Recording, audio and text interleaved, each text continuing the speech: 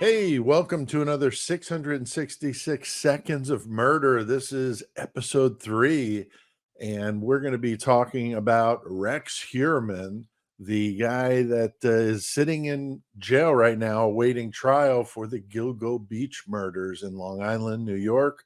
So, we're going to be talking about that and a recent news story about him that was very interesting involving another serial killer. So, let's get to it. I'm going to share this presentation with you. You're going to see that here on the screen.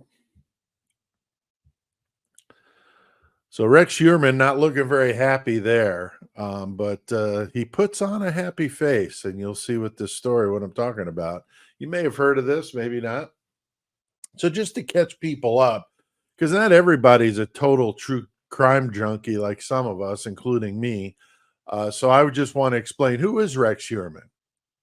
So he's a 59-year-old architect from Massapequa Park, and that's in Nassau County, New York, on Long Island.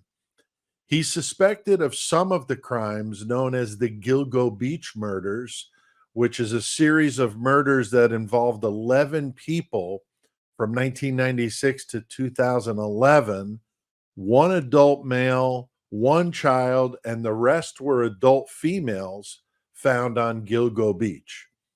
The media dubbed this also the Long Island serial killer, as well as the Gilgo Beach murderer, for these 11 bodies that were dumped in this one site. And this obviously is terrorizing the area for a good 15 years. Now, Heuermann was arrested in July of 2023 for 3 of the victims, but the police believe he's probably responsible for more. So there's quite a few different stories I've read about this. They think maybe he may have murdered people in other states. So it's uncertain, but at this point he's just being charged for the 3. And anybody who thinks this guy's the unlikely serial killer because he looks normal, he's an architect in New York City. Well, anybody that follows true crime knows that's not true. I mean, you talk about some classic cases: John Wayne Gacy, Ted Bundy, Ed Kemper. I mean, these are all people that blended in really well to society and were serial killers. So just the fact that he's, an architect in New York City shouldn't put your guard down for him. He's very possibly guilty for this, but right now, of course, he's innocent until proven guilty.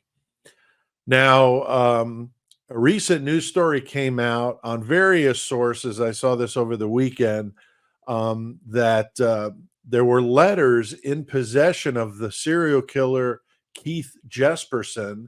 Jesperson is actually doing life without parole in Oregon for 8 murders. He recently told police about the 8th victim, but he's known as the happy face killer because he put little smiley faces, isn't that cute, on the bottom of the letters he was sending to the police to taunt them, kind of like Jack the Ripper style. And Murder Metal Mayhem covered Jesperson, but way back in episode 68, and that was in 2019. If you want to go check that out, I'll link to it in the episode description. They were from the letters were from Rex Heuermann, and Jesperson said that he likes to write to serial killers, especially when they're first in jail or prison, and he reaches out. And he said that he advises them to just admit to their crimes, and some other, just kind of convict stuff, I guess. But kind of funny that, Jesperson, is acting like this ambassador to serial killers when they get arrested. But anyway, Rex replied to the letter, and it appears that there's more than one letter back and forth. So not sure exactly how many. But what I saw, he thanked Jesperson for writing to him and complained about the food at the jail. And he specifically, though, called out the fact that there's no butter for the bread, which I got to say, I mean, if that were me, I would also complain. Got to have my butter. So I can't say I blame him for that. But he also said stuff, about, trying to figure things out in his life and and dealing with his attorneys and some stuff like that. So kind of weird. But like I said, Rex is innocent until proven guilty in court. So we always have to keep that in mind. There is apparently a lot of evidence linking him to these victims. They're still trying to peel back that onion on this case. Very complex. And I just hope that it gets the right person convicted and some relief to the family and friends of these victims, because this is just absolutely horrible what this guy, again, supposedly did or allegedly did. So I'm curious, what your guys' thoughts are on this, because like I said, Heuermann's not, convicted, so he's still innocent in the eyes of the law.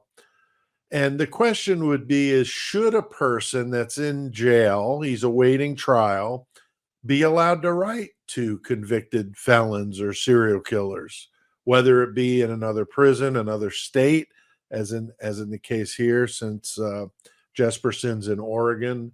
Um, and I wonder if you do object to it, if it's because of like a moral stance, or is it because of the security at the jail or prison, some sort of compromised security issue, or is it something completely different? I'd love to hear from you in the comments below. Thanks to the many other YouTube creators out there for their hard work. There's a bunch of them. But for this specific case, if I were to suggest one, if you're kind of interested in this, is Harvard Lawyer Lee. You can get her on YouTube at Harvard Lawyer Lee. She's got some really good stuff. She's an attorney and she breaks down these cases and got a really good personality and a lot of fun. I like watching her. And she does lives a couple times a week, so she's pretty active. So you can go check that out. But let me know in the comments down below if this case interests you and you'd like to hear me, do more about Heuermann and the case of the Gilgo Beach murders. So let me know about that down below. Well, I appreciate you guys checking out another episode of 666 Seconds of Murder. As you know, I'm one of the co-hosts of the Murder Metal Mayhem podcast. We post new episodes every Thursday. So I'll link to that in the episode description if you're interested in checking that out. We do true crime and heavy metal, kind of a mashup. So if metal is not your thing, you can watch the true crime or listen to the true crime feature and then bow out if you don't want to hear us talk about some metal bands and stuff. But anyway, I hope you check it out. And again, thanks for watching. We'll see you next time.